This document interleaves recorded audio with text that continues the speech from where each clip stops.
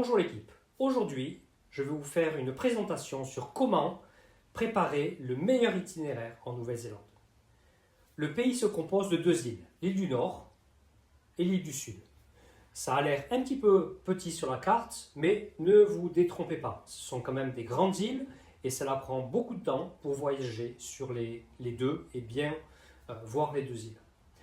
Si vous souhaitez faire seulement l'île du Nord, il faut compter environ une semaine, 10 jours.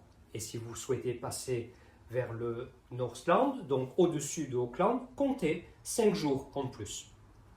Pour faire l'île du Sud seulement, il faut au moins 2 semaines, minimum 12 jours.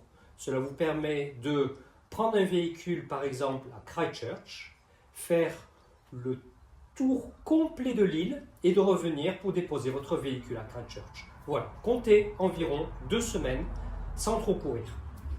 Maintenant, si vous souhaitez faire les deux îles du pays, comme la grande majorité des voyageurs qui viennent ici pour la première fois, il faut compter au moins 3 semaines. Minimum 3 semaines, c'est-à-dire une semaine pour faire l'île du Nord, 2 semaines pour faire l'île du Sud. Je vous donne un petit conseil ici. Le mieux est de faire un aller simple dans le pays, c'est-à-dire à commencer à Auckland et ensuite finir à Christchurch.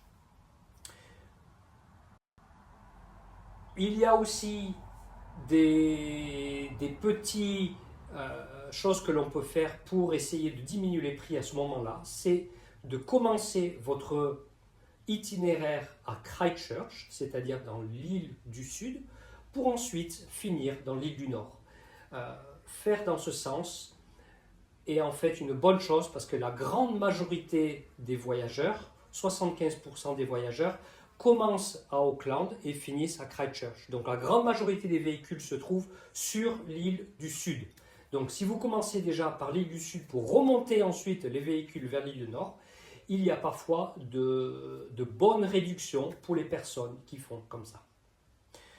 Ensuite, il ne faudra pas oublier de prendre votre ferry entre les deux îles.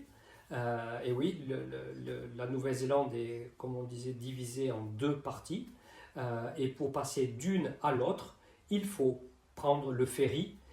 Et celui-ci, en haute saison, est à réserver bien à l'avance.